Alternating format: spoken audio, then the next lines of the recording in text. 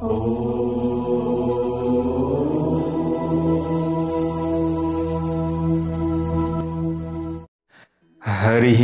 ओम स्वस्ति श्री गणेशाय नमः। ओम नमो भगवते वासुदेवाय। ओम श्री हरये नमः। त्यक्त्वा सुदुष त्यजसुरे सीतराज्यलक्ष्मीं धर्मिष्ठार्यवचसा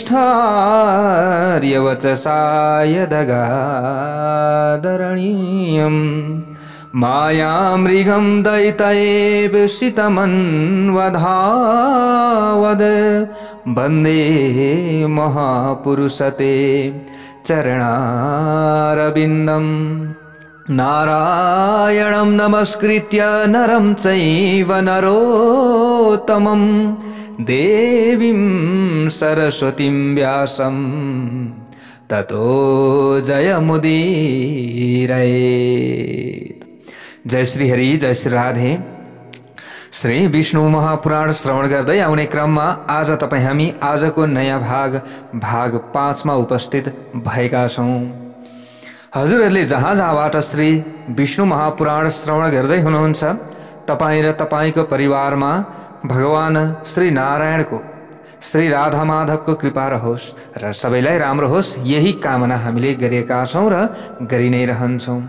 हामीले हिजोको कथा प्रसंगमा श्रवण गरेका थियौं, जो ब्रह्माजी हुनुहुन्छ, ब्रह्म स्वरूपी नारायण भनौं अथवा नारायण स्वरूपी ब्रह्मा भनौं, उहाँबाट मानसिक प्रजा सृष्टि भएका थिए। रुद्र आदिको सृष्टिको कथा प्रसंग हामीले यहाँ श्रवण गर्दैछौं। 4 प्रकारको प्रलयको वर्णन गरिएको छ। हामीले यी कथा श्रवण गर्दैछौं, जो ब्रह्माजीबाट यहाँनिर मानसिक प्रजाहरू सृष्टि भए, उनीहरूका सन्तति आदिको यहाँ वर्णन भइरहेको छ। कोबाट कसको उत्पत्ति भयो त, को उत्पन्न भए त, ती कथा हामीले श्रवण गर्दैछौं। यहाँनिर हामीले हिजो श्रवण गरेका थियौं कि धर्मका छोराहरूका बारेमा। अब यहाँबाट अगाडि हामीले कथा श्रवण गर्नेछौं। पराशर मुनिले मैत्रेय ऋषिलाई यहाँ भन्दै हुनुहुन्छ, पराशर ऋषिले मैत्रेय मुनिलाई भन्दै हुनुहुन्छ, रतिले कामबाट जुन पुत्र उत्पन्न गरे त्यसको नाम हर्ष थियो। ती धर्मका पौत्र अर्थात नाति थिए। अधर्मकी स्त्रीको नाम हिंसा थियो। उनीबाट अनृत नाम भएका पुत्र र निकृति नाम भएकी कन्या उत्पन्न भइन्। यी दुवैबाट भएर नरक नाम भएका 2 पुत्र भए। यहाँ यसरी वर्णन गरिएको छ। कन्या च निकृतिस्ताभ्यां भयं नरकमेव च, यसरी बताइयो। यी दुवैका पत्नीहरूको नाम माया र वेदना हो।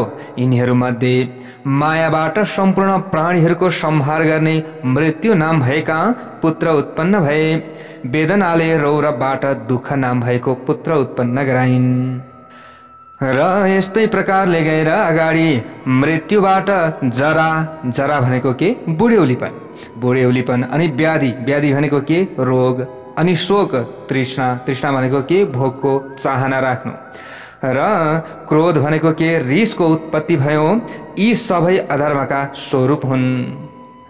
अर्थात यिनीहरूबाट अन्तमा दुःख मात्र प्राप्त हुन्छ। त्यस कारणले यिनीहरू दुःखोत्तरका नामबाट प्रसिद्ध छन्। यी सबै ऊर्ध्वरेता ब्रह्मचारी हुन्। यसैले यिनीहरूका स्त्री छैनन् र पुत्र पनि छैनन्। न पुत्र नै छन् न स्त्री नै छन्। हे मुनि कुमार, यी सबै भगवान श्री विष्णुका रौद्र रूप हुन् र जगतको नित्य प्रलयका कारण हुन्। यस कारणको हामीले यस जगतको नित्य सर्ग अर्थात सृष्टिको कारण दक्ष, मरीचि, अत्रि र भृगु आदि प्रजापति हुन्। मनु र मनुका पुत्र जुन अत्यन्त पराक्रमी, शूरवीर र सत्यको मार्गमा लागेका राजाहरू भएर तिनीहरू नित्य अवस्थितिका कारण हुन्। सत्यको मार्गमा लागेका राजाहरू भए तिनीहरू नित्य के हुन्, अवस्थितिका कारण हुन् भनेर यहाँ बताइएको छ। कसले बताउँदै हुनुहुन्छ? पराशर मुनिले। मैत्रेय ऋषिले अगाडि गएर यहाँ प्रश्न गर्नुहुन्छ, हे ब्राह्मण, हजुरले जुन नित्य स्थिति, नित्य सर्ग र नित्य प्रलयका विषयमा वर्णन गर्नुभयो, म माथि दया गरेर तिनीहरूको स्वरूप कस्तो छ त, अनि त्यो पनि प्रष्ट रूपमा बताइदिनुहोस्। उनीहरूको स्वरूप कस्तो छ, के छ, त्यसका बारेमा म सुन्न चाहन्छु। यसरी प्रश्न गरिसकेपछि अगाडि गएर पराशर ऋषि भन्नुहुन्छ, सर्ग स्थिति विनाशांश भगवान मधुसूदन। यहाँ बताउनुहुन्छ जसको गति कहिल्यै रोकिँदैन। अनि यस्तै प्रकारले जो अचिन्त्य आत्मा स्वरूपका र सर्वव्यापक हुनुहुन्छ, यस्ता परब्रह्म परमात्मा मधुसूदनले अनेकौं किसिमको स्वरूप, जस्तै मनु आदिको स्वरूप हामीले यो बुझ्नु पर्यो। यसरी स्वरूप धारण गरेर संसारको उत्पत्ति, पालन र विनाशको कार्य गर्नुहुन्छ। हे द्विज श्रेष्ठ, यस जगतमा रहेका जीवहरूका लागि नैमित्तिक, प्राकृतिक अनि आत्यन्तिक र नित्य यी 4 किसिमका प्रलय छन्। प्रलय कति किसिमका? 4 किसिमका छन्। तिनीहरूमध्ये नैमित्तिक प्रलय नै ब्रह्म अथवा के भनेर बताइएको छ यहाँ, बाह्य प्रलय हो भनेको, जसमा जगत उत्पत्ति अनि ब्रह्माजीको कल्पको अन्तमा शयन गर्नुहुन्छ, अर्थात् सुत्नुहुन्छ। हामीले यो बुझ्नु पर्यो। तिनीहरूमध्ये जो नैमित्तिक प्रलय नै यो के हो भन्दा ब्रह्म प्रलय अथवा ब्रह्म प्रलय, यो बुझ्नु पर्यो। यसको मतलब जसमा जगतपति ब्रह्माजी कल्पको अन्तमा शयन गर्नुहुन्छ, यही के हो? नैमित्तिक प्रलय हो। यसको मतलब यो बुझ्नु पर्यो हामीले। अर्थात् उहाँ सुत्नुहुन्छ। सुत्नु नै के हो? नैमित्तिक प्रलय हो। प्राकृतिक प्रलय भएका समयमा सम्पूर्ण ब्रह्माण्ड प्रकृतिमा विलीन हुन्छ। ज्ञानका माध्यमद्वारा योगी परमात्मामा विलीन हुनु नै आत्यन्तिक प्रलय हुने र नित्य रात जुन भूतहरू अर्थात् प्राणीहरूको विनाश हुने कार्य छ, त्यसैलाई नित्य प्रलय भनेर भन्ने गरिन्छ। प्रकृतिबाट महत्त्वादिका माध्यमद्वारा जुन सृष्टिको कार्य हुन्छ, त्यसलाई प्राकृतिक सृष्टि बताइएको छ। यस्तै प्रकारले अगाडि गएर यहाँ भन्नुहुन्छ, आवान्तर प्रलय भएपछि ब्रह्माजीद्वारा जुन चराचर जगतको सृष्टि हुन्छ, त्यसलाई अब दैनन्दिनी सृष्टि भनेर बताइएको छ। हे मुनि श्रेष्ठ, जसमा दिन प्रतिदिन प्राणीहरूको उत्पत्ति भइरहन्छ, त्यसलाई पुराणहरूको अर्थका ज्ञाता महात्माहरूले नित्य सृष्टि बताएका छन्। यस प्रकारले नित्य निरन्तर रूपमा सबै प्राणीहरूका शरीरमा निवास गर्नुहुने परब्रह्म परमात्मा विष्णुले सम्पूर्ण जगतको उत्पत्ति, अवस्थिति र प्रलय गर्नुहुन्छ। हे मैत्रेय, उत्पत्ति, पालन र विनाश यी वैष्णवी शक्तिहरू सम्पूर्ण प्राणीहरूका शरीरमा समभावपूर्वक रात दिन वर्तमान रहेका हुन्छन्। हे ब्राह्मण, यी तीनवटै महत्त्वपूर्ण शक्तिहरू सत्व, रज र तम यी तीनवटै गुणहरूबाट समभावपूर्वक सम्पन्न छन्। यस्ता प्रकारले यसकारण जसले यी तीनवटै गुणहरूबाट मुक्ति प्राप्त गर्न सक्दछ, त्यसले अविनाशी परमपद प्राप्त गर्दछ र फेरि फर्किएर आउनु पर्दैन, फेरि फर्केर आउँदैन पनि। अर्थात् जन्म र मृत्युको चक्रबाट सदा सर्वदाका लागि ऊ मुक्त हुन्छ। यो तियाति सयात्येव परम नावर्तते पुनः भनेर यहाँ बताइएको छ। अब यस्तै प्रकारले अगाडि गएर पराशर मुनिले भन्नुहुन्छ, कथितस् तामसः सर्गो ब्रह्मणस्ते महामुनि रुद्र सर्ग प्रवक्ष्यामि तन्मे निगदतः शृणु। हे महामुनि, अहिलेसम्म मैले तपाईलाई ब्रह्माजीको तामस सर्गका विषयमा बताएँ। अब म रुद्र सर्गका बारेमा विस्तृत रूपमा बताउनेछु भनेर अगाडि यहाँनिर 8औं अध्यायमा पराशर ऋषिले भन्दै हुनुहुन्छ। ध्यानपूर्वक तपाईले श्रवण गर्नुहोला भनेर उहाँले भन्नुहुन्छ। कल्पको आरम्भमा आफै समानको पुत्र उत्पन्न गराउने मनसायले ध्यानमा मग्न रहनुभएका ब्रह्माजीका काखमा नील लोहित नीलो र रातो वर्ण भएको एउटा कुमार प्रकट भयो। कस्तो खालको त भन्दा नीलो र रातो वर्ण भएको ब्रह्माजीको काखमा प्रकट भयो। हे द्विजोत्तम, जन्मना साथै त्यो नील लोहित कुमार उच्च स्वरमा रुन थाल्यो र यताउता दौडन थाल्यो। त्यसलाई धेरै रोएको देखेर ब्रह्माजीले सोध्नुभयो, तिमी को हौ, किन यसरी रोइरहेका छौ? ब्रह्माजीले सोध्नुभयो, किम रोदी सीतितम ब्रह्म रुदन्तम प्रत्युवाच। उसले ब्रह्माजीसँग अब सोध्यो, फेरि मेरो नाम के हो त? ब्रह्माजीले सोध्नुभयो, पहिले तिमी किन रोइरहेका छौ भनेर सोध्नुभयो। त त्यो प्रकट भएको जो कुमार थियो त्यो कुमारले फेरि उल्टै ब्रह्माजीलाई सोध्यो, मेरो नाम के हो? त्यसपछि ब्रह्माजीले भन्नुभयो, हे देव, तिम्रो नाम रुद्र हो। अब तिमी नरौ, धैर्य धारण गर। किन ब्रह्माजीले रुद्र नाम राखिदिनु भयो त भनेर भन्दा प्यारा भक्त भागवतहरू कि प्रकट हुने बित्तिकै रोएका कारणले गर्दा नाम रुद्र राखिदिनु भयो। ब्रह्माजीले यसरी उसको नामकरण गरिसकेपछि पनि त्यो नीललोहित वर्ण भएको कुमार 7 पटकसम्म रोयो। त्यसपछि उहाँले त्यसका अरू 7वटा नाम राखिदिनु भयो। यस प्रकार यी 8औं रुद्रको स्थान पत्नीहरू र पुत्रहरूको पनि निर्धारण गरिदिनु भयो। त्यो 8औं जो 7 रुद्रको जो सृष्टि भयो, त्यस पछाडि 8औं रुद्र कुमार स्वयं भए।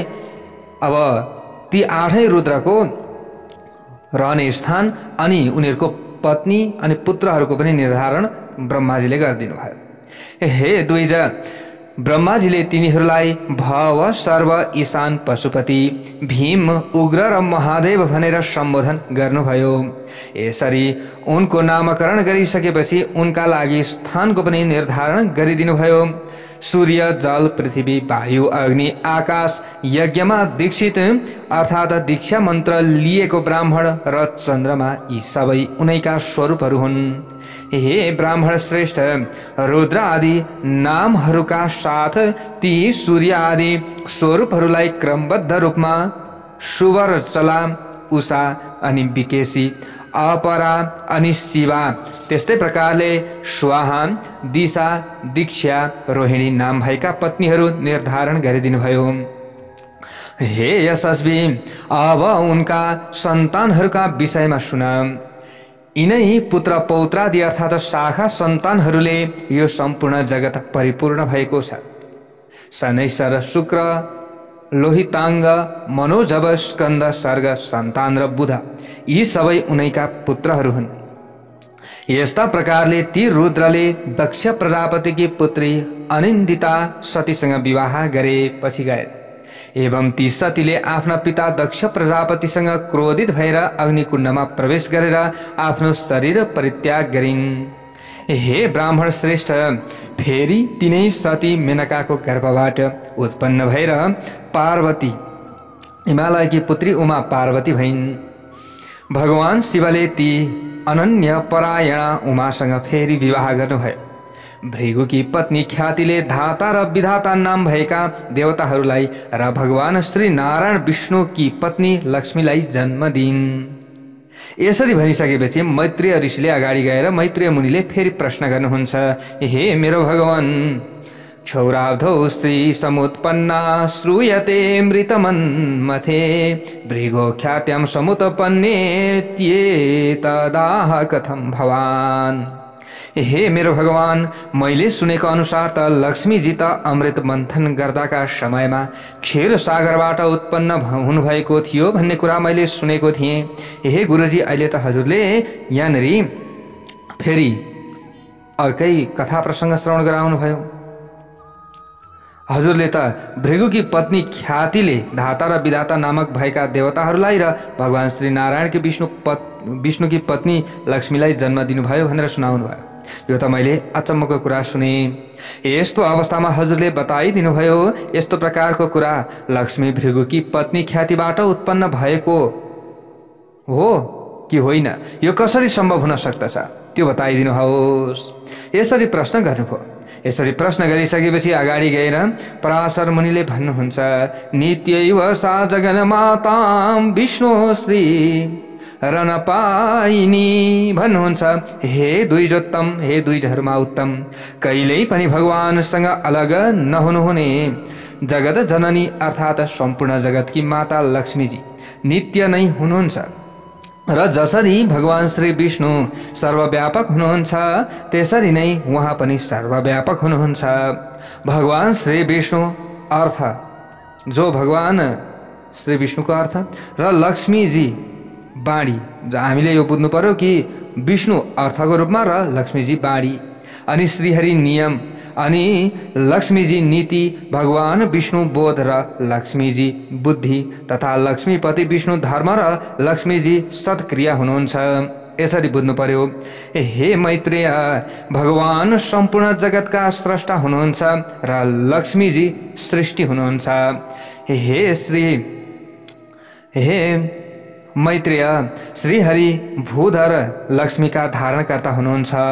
लक्ष्मीजी भूमि हुनुहुन्छ, भगवान सन्तोष हुनुहुन्छ, लक्ष्मीजी नित्य सन्तुष्टि हुनुहुन्छ।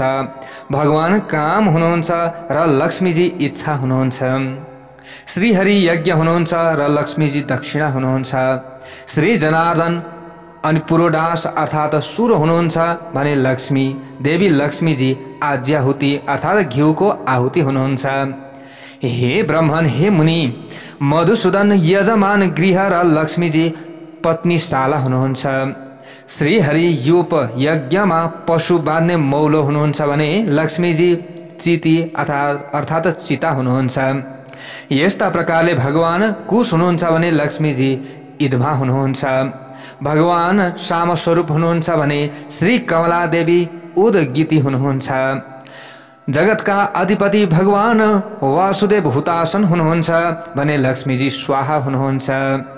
यस्ता प्रकारले लक्ष्मीजी पार्वती स्वरूप हुनुहुन्छ भने विष्णुजी शंकर स्वरूप हुनुहुन्छ। यसरी यहाँनिर श्री विष्णु पुराणमा पनि यो कुरा आयो। प्यारा भक्त भागवतहरू, जो विष्णु हुनुहुन्छ उहाँ नै रुद्र हुनुहुँदो रहेछ, जो लक्ष्मी हुनुहुन्छ उहाँ नै उमा हुनुहुँदो रहेछ भन्ने कुरा हामीले यहाँबाट श्रवण गर्यौं। भगवान श्रीधर चन्द्रमा हुनुहुन्छ, लक्ष्मीजी उहाँको कहिल्यै नाश नहुने कान्ति हुनुहुन्छ। हरि सर्वगामी वायु हुनुहुन्छ र लक्ष्मीजी जगतको गति र धृति अर्थात् आधार हुनुहुन्छ। हे महामुनि, यस्ता प्रकारले श्री गोविन्द समुद्र हुनुहुन्छ। हे द्विज, लक्ष्मीजी समुद्रको तरंग हुनुहुन्छ। भगवान मधुसूदन देवराज इन्द्र हुनुहुन्छ, लक्ष्मीजी इन्द्राणी हुनुहुन्छ। चक्रपाणी भगवान यम हुनुहुन्छ। श्री कमला यम पत्नी धूमोर्णा हुनुहुन्छ। देवादिदेव श्री विष्णु कुबेर हुनुहुन्छ भने श्री लक्ष्मीजी साक्षात रिद्धि हुनुहुन्छ। श्री केशव स्वयं वरुण हुनुहुन्छ। महाभाग यशस्विनी लक्ष्मीजी गौरी हुनुहुन्छ। हे द्विजराज, श्री हरिदेव सेनापति स्वामी कार्तिकेय हुनुहुन्छ भने श्री लक्ष्मीजी देवसेना हुनुहुन्छ। हे द्विजोत्तम, गदा पाणी भगवान विष्णु आश्रय हुनुहुन्छ, लक्ष्मीजी शक्ति हुनुहुन्छ। भगवान निमेष हुनुहुन्छ र लक्ष्मीजी काष्ठा हुनुहुन्छ। श्रीहरि मुहूर्त हुनुहुन्छ र लक्ष्मीजी कला हुनुहुन्छ। सर्वेश्वर सर्वरूप श्रीहरि दियो हुनुहुन्छ भने लक्ष्मीजी त्यसको ज्योति हुनुहुन्छ। श्री विष्णु वृक्ष रूप हुनुहुन्छ भने लक्ष्मीजी लहरा रूप हुनुहुन्छ। चक्र र गदा धारण गर्नुहुने भगवान विष्णु दिन हुनुहुन्छ, लक्ष्मीजी रात्रि हुनुहुन्छ। वर प्रदायक श्रीहरि वर हुनुहुन्छ भने लक्ष्मीजी वधु हुनुहुन्छ। भगवान नद हुनुहुन्छ, लक्ष्मीजी नदी हुनुहुन्छ। कमल नयन भगवान ध्वजा हुनुहुन्छ। यस्ता प्रकारले कमला लया लक्ष्मीजी पताका हुनुहुन्छ। जगदीश्वर परमात्मा नारायण लोभ हुनुहुन्छ भने लक्ष्मीजी तृष्णा हुनुहुन्छ। हे मैत्रेय, रति र राग साक्षात श्री लक्ष्मी र श्री गोविन्द स्वरूप भगवान नै हुनुहुन्छ। धेरै के वर्णन गरौँ र मैले संक्षेपमा भन्नु पर्दा देवता तिर्यक र मनुष्य आदिमा पुरुषवाची भगवान श्रीहरि र स्त्रीवाची लक्ष्मीजी हुनुहुन्छ। उहाँहरूका अतिरिक्त अन्य कोही पनि छैन। श्री नाम्नी लक्ष्मीर मैत्रेय नानायोर विद्यते परम भनेर यसरी यहाँनिर पराशर ऋषिले भन्दै हुनुहुन्छ। अब अगाडि गएर यहाँ 9औं अध्यायमा फेरि पराशर ऋषि भन्नुहुन्छ, इदं च शृणु मैत्रेय यत् पृष्टोऽहमिह त्वया श्री सम्बन्ध मया हेतज छुतमासिन् मरीचितः। हे मैत्रेय, यहाँनिर तपाईले मसँग जसका विषयमा सोधिरहनु भएको छ त्यो श्री सम्बन्धी अर्थात् लक्ष्मीजीको इतिहास मैले पनि मरीचि ऋषिबाट सुनेको थिएँ। त्यस समयमा म अब अज्ञानी जस्तो भएर मरीचि ऋषिको छेउमा गएको थिएँ। उहाँले मलाई यो सुनाउनु भएको थियो। त्यस विषयमा म तपाईलाई जस्ताको तस्तै बताउँछु। अत्यन्त एकाग्र भएर भक्तिभाव श्रद्धापूर्वक सुन्नुहोस्। एक समयमा भगवान शंकरका अंशावतार अर्थात उहाँको अंशबाट उत्पन्न भएका दुर्वासा ऋषि पृथ्वीमा यताउता घुमिरहनु भएको थियो। घुम्दै जाँदा उहाँले एउटी विद्याधर नामकी देवयोनिकी स्त्रीका हातमा यहाँनिर सन्तानक भनेको कल्पवृक्ष जस्तै देववृक्ष फूलहरूको एक दिव्य माला देख्नुभयो। कसले? तिनै दुर्वासा ऋषिले। हे ब्राह्मण, त्यस फूलको सुगन्धले सुगन्धमय भएर त्यो वनमा निवास गर्नेहरूका लागि अत्यन्त सेवनीय सेवा गर्न योग्य भइरहेको थियो। तब अत्यन्त उन्मत्त स्वभाव भएका ती ब्राह्मणले त्यस सुन्दर मालालाई देखेपछि त्यस विद्याधर सुन्दरीसँग त्यो माला मागे। त्यो समयमा मलाई माला देऊ भनेर मागे। त्यसरी दुर्वासाले मागेपछि ती ठुला ठुला आँखाहरू भएकी कृषाङ्गी झिनो कम्मर भएकी वा दुब्ली स्त्री विद्याधरीले उनलाई अत्यन्त आदरपूर्वक प्रणाम गरेर त्यो माला दिइन्। हे मैत्रेय, त्यो अत्यन्त उन्मत्त भेषधारी महात्मा महर्षि त्यो माला आफ्नो मस्तक टाउकोमा लगाएर त्यस पछाडि पृथ्वीमा स्वेच्छाचारितापूर्वक विचरण गर्न थाले।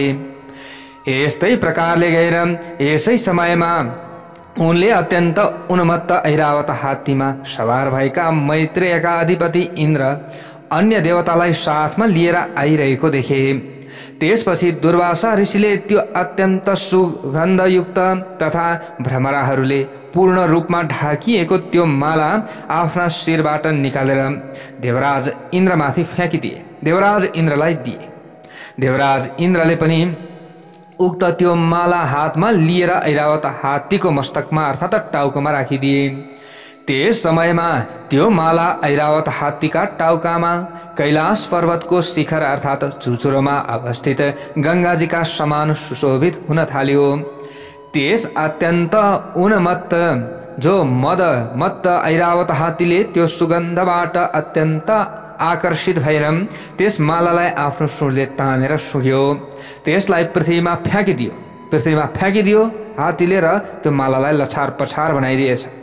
हे मैत्रेय मुनि, यो सबै क्रियाकलाप देखेर मुनि श्रेष्ठ भगवान दुर्वासा अत्यन्त क्रोधित हुनुभयो त्यो समयमा। त्यस पछाडि रिसाहा दुर्वासा ऋषिले देवराज इन्द्रलाई भने, हे ऐश्वर्यको घमण्डले अत्यन्त उन्मत्त भएर दूषित चित्त भएका इन्द्र, तिमी अत्यन्त घमण्डी रहेछौ। तिमी घमण्डी छौ। तिमीले मैले दिएको त्यो सम्पूर्ण शोभाहरूको संगमका रूपमा रहेको मालाको धेरै अनादर गर्यौ।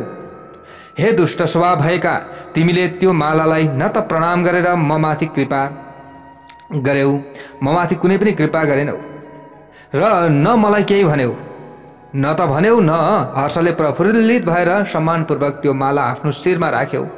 तिमीले त जनावरलाई हात्तीलाई दियौ त्यो माला। हे मूर्ख, तिमीले मैले दिएका मालाको अत्यन्त अपमान गर्यौ। यसकारण अहिलेसम्म तिमीलाई प्राप्त भएको तीनवटै लोकहरूको ऐश्वर्य नष्ट भएर जानेछ भनेर श्राप दिए दुर्वासाले। हे इन्द्र, निश्चय पनि तिमीले मलाई अन्य ब्राह्मणहरू जस्तै सम्झिएछौ। यसकारण तिमीले अभिमानका वशमा परेर मेरो यस किसिमले अपमान गरेका हौ। तिमीले मैले तिमीलाई उपहार स्वरूप दिएको त्यो अत्यन्त उत्तम मालालाई पृथ्वीमा फ्याँकिदियो। यसकारण तिम्रा यी तीनवटै लोकहरू चाँडै नै ऐश्वर्य विहीन हुनेछन्। यो मेरो श्राप भयो। दुर्वासा ऋषिले यस्ता प्रकारले श्राप दिनुभयो। प्यारा भक्त भागवतहरू, हे देवराज इन्द्र अगाडि गएर भन्नुहुन्छ, हे देवराज इन्द्र, म दुर्वासा क्रोधित भएपछि जसका डरले यो सम्पूर्ण चराचर जगत भयभीत हुन्छ, त्यस किसिमको स्वभाव भएको मेरो नै तिमीले अत्यन्त घमण्डपूर्वक यस किसिमले अपमान गर्दा भयो। यसरी अपमान गर्यौ, अब तिमीले यसको फल त चाख्नै पर्छ। त अगाडि गएर पराशर ऋषिले भन्नुहुन्छ, महेन्द्रो वारणस्कन्धा दवतीर्य त्वरान्वितः प्रसादयामास तदा दुर्वासा समकल्मषम्। त्यस पछाडि यहाँनिर पराशर ऋषि भन्नुहुन्छ, इन्द्रले अत्यन्त चाँडै आफू सवार भएको ऐरावत हात्तीबाट ओर्लिए। हतार हतार डर भयो नि त इन्द्रलाई, होइन? हतार हतार ओर्लिए। अनुनय विनय गरेर निष्पाप मुनिश्रेष्ठ दुर्वासालाई मनाए, अर्थात् प्रसन्न गराउन सफल भए। तपाईँ नरिसाउनुहोस् भने अनेक प्रकारका स्तुतिहरू गरे, प्रसन्न बनाए। यसरी इन्द्रले अनुनय विनय गर्दै नतमस्तक भएर प्रणाम गरिसकेपछि दुर्वासा ऋषिले सचिवपति इन्द्रलाई भन्नुभयो, दुर्वासा ऋषिले भन्नुभयो, नाहं कृपालु हृदयो न च मां भजते क्षमा अन्ये ते मुनयः शक्र दुर्वासा समवेहि माम्। यहाँनिर भन्नुभयो, हे स्वर्गपति इन्द्र, ममा अन्य ऋषिहरूका समान दयालु स्वभाव भने छैन। ममा के छ? क्रोध छ। अन्य ऋषिहरू जस्तै सम्झिएका होलौ तिमीले, तर म त्यस्तो होइन। ती मुनिहरू अर्कै किसिमका छन् भने म अर्कै किसिमको छु। उनीहरूमा दयालुपन र क्षमाशीलता रहेको हुन्छ। तिमी सम्झ, मेरो त नामै दुर्वासा हो। अब ममा कहाँबाट दयाशीलता हुन्छ, कहाँबाट क्षमा हुन्छ ममा? गौतम सहितका अन्य ऋषिहरूले तिमीलाई अनावश्यक रूपमा अत्यन्त घमण्डी बनाइदिएका छन्, तर तिमी राम्ररी बुझ, क्षमा नगर्नु नै मेरो सबैभन्दा ठुलो सम्पत्ति हो, किनकि म दुर्वासाका नामले सम्पूर्ण जगतमा प्रसिद्ध छु। दयाका सागर स्वरूप वशिष्ठ आदिको अनेकौं किसिमले स्तुति गर्ने भएकाले तिमी अत्यन्तै घमण्डी भएका छौ। त्यसैको फलस्वरूप तिमीले आज मेरो अपमान गर्ने साहस देखाएका हौ। हे इन्द्र, यी तीनवटै लोकहरूमा त्यस्तो को छ जो प्रज्वलित जटा कलाप अर्थात् लामो कपालद्वारा टाउकाका बीचमा बनाइएको चुल्ठो र टेढो भ्रिकुटी युक्त मेरो मुखलाई देखेर अत्यन्तै भयभीत नभएको होस्। सबै मबाट भयभीत हुन्छ। हे इन्द्र, तिमी एकपटक अनुनय विनय गरेको जस्तो किन गरिरहेका छौ? यसो गर्दा तिम्रो के स्वार्थ सिद्ध हुन्छ? म तिमीलाई कुनै अवस्थामा पनि क्षमा गर्न सक्दिन, किनकि तिमीले मैले दिएको त्यो सुगन्धमय मालाको अपमान गर्यौ। त्यो मेरै अपमान हो। त्यो मालाको अपमान गर्नु भनेको के हो? मेरै अपमान हो। अब यस्ता किसिमले प्रस्ट्याइसकेपछि दुर्वासा ऋषिले त्यहाँबाट प्रस्थान गर्नुभयो। दुर्वासा ऋषिले यी भन्ने कुराहरू भन्नुभयो, त्यहाँबाट उहाँ प्रस्थान गर्नुभयो। हे देवराज इन्द्र, अब यहाँनिर हे ब्राह्मण श्रेष्ठ भन्नुहुन्छ अगाडि, देवराज इन्द्र पनि ऐरावतमा सवार भएर अमरावतीतर्फ त्यस पछाडि प्रस्थान गरे। दुर्वासा ऋषि पनि प्रस्थान गर्नुभयो। यता ऐरावत हात्तीमा चढेर देवराज इन्द्र पनि स्वर्गतिर लागे। हे मैत्रेय, त्यसै समयदेखि इन्द्रका सहित तीनवटै लोक ऐश्वर्य विहीन भएको थियो। वृक्ष र लताहरूको नाश हुन थालेको हुनाले ती सम्पूर्ण स्थानहरू विनाशको मार्गतर्फ उन्मुख हुन थाले। एकैचोटि त नष्ट भएन, फेरि बिस्तार बिस्तार बिस्तार गरेर इन्द्र अब लक्ष्मीहीन श्रीहीन हुन लागे, त्यही मालाको अपमानले गर्दा। त्यसैले कसैले हामीलाई माला लगाइदिन्छ भने त्यो मालाको अपमान हामीले गर्नु हुँदैन। यसको मतलब हामीले त्यो मालालाई भुइँमा फाल्ने, लछार पछार पार्ने काम कहिले पनि गर्नु हुँदैन। माला स्वरूप भनेको लक्ष्मी स्वरूप हो, त्यसैले माला भनेको लक्ष्मीको स्वरूप। यो कुरा हामीले बुझ्नु पर्दछ। त्यसै समयदेखि सबै किसिमका यज्ञहरू बन्द हुन लागे। तपस्वीहरूले तपस्या छोडिदिए। मनुष्यहरूको मन पनि दान आदि धर्महरूमा लाग्न छाड्यो, अर्थात् उनीहरूले आफ्नो कर्तव्य कर्म बिर्सिदिए। हे ब्राह्मण श्रेष्ठ, सम्पूर्ण जगतहरू पूर्ण रूपमा लोभका अधीनमा पर्न लाग्यो। यसरी लोभका अधीनमा परेका हुनाले वास्तविक रूपमा सामर्थ्यहीन भए सबै ससाना वस्तुहरूका लागि पनि अत्यन्त आशावादी हुनुपर्ने अवस्था सृजना भयो। जहाँ सत्य रहन्छ अथवा जहाँ सत्व सत्य रहन्छ त्यहाँ ऐश्वर्यकी अधिपति लक्ष्मीको निवास हुन्छ र सत्य पनि लक्ष्मीकै हृदय सुहृदय हो भनेर हामीले बुझ्नु पर्दछ। यतः सत्वं ततो लक्ष्मी सत्वं भूत्यनुसारी च भनेर श्री विष्णु महापुराणमा बताइएको छ। हामीले बुझ्नु पर्यो सत्यसँगै लक्ष्मीको वास हुने रहेछ।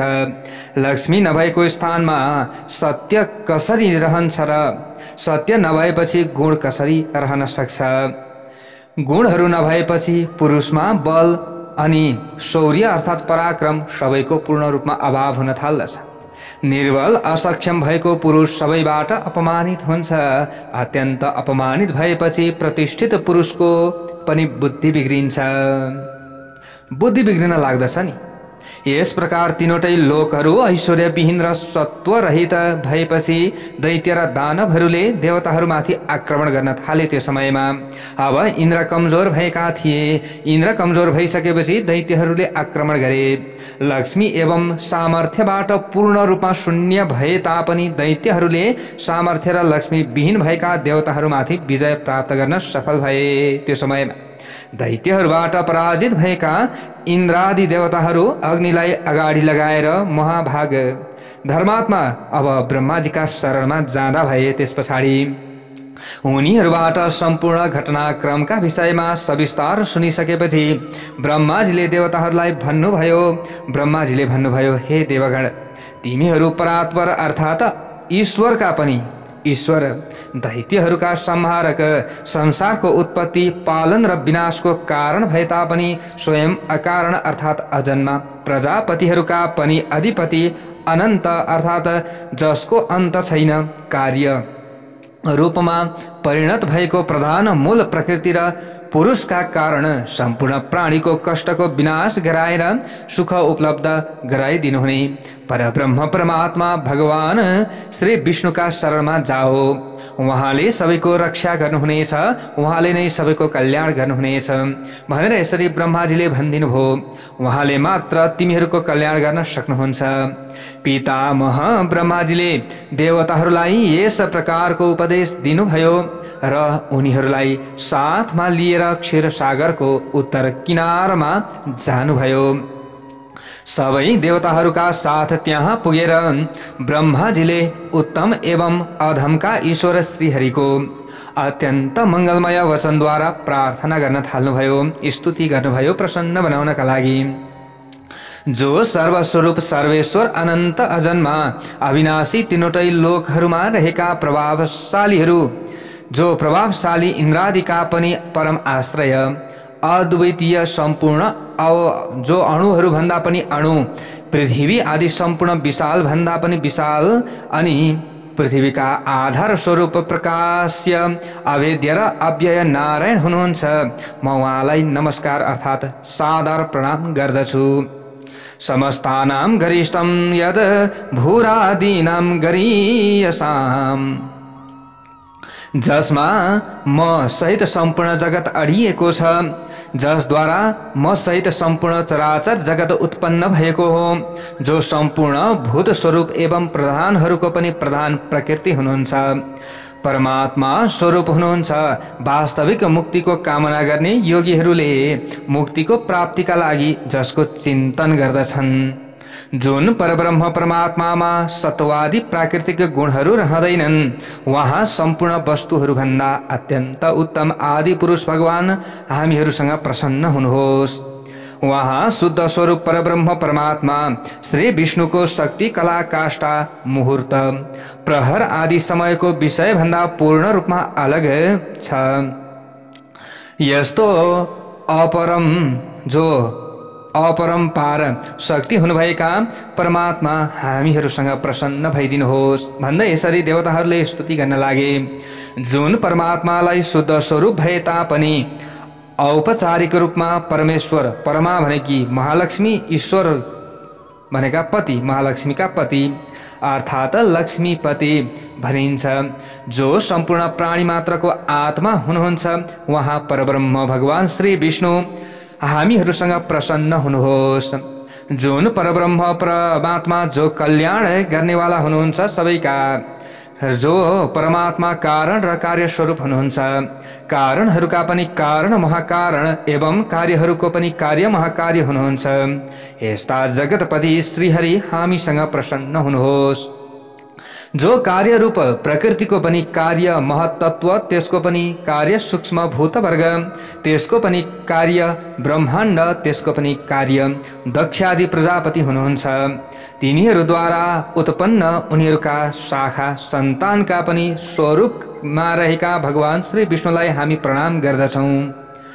जो जगतको कारण अरवाक सृष्टि ब्रह्मादि, त्यसको पनि कारण ब्रह्माण्ड र त्यसको कारण पञ्चमहाभूत, त्यसको कारण सूक्ष्मभूत, यी सूक्ष्मभूतहरूका पनि परम कारण हुनुहुन्छ।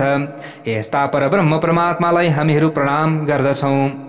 जुन परब्रह्म परमात्मा भोक्ता यानि कि भोग गर्ने, भोग्य, भोग गर्न योग्य, अनि स्रष्टा भनेको उत्पन्न गर्ने, सृज्य भनेको उत्पन्न गर्न योग्य हुनुहुन्छ। जो कर्ता र कार्य रूप स्वयं आफै हुनुहुन्छ, यस्ता परमपद भगवान श्री विष्णुलाई हामीहरू प्रणाम गर्दछौँ, नमस्कार गर्दछौँ भनेर यसरी देवताहरूले यहाँनिर स्तुति गरिरहेका छन्।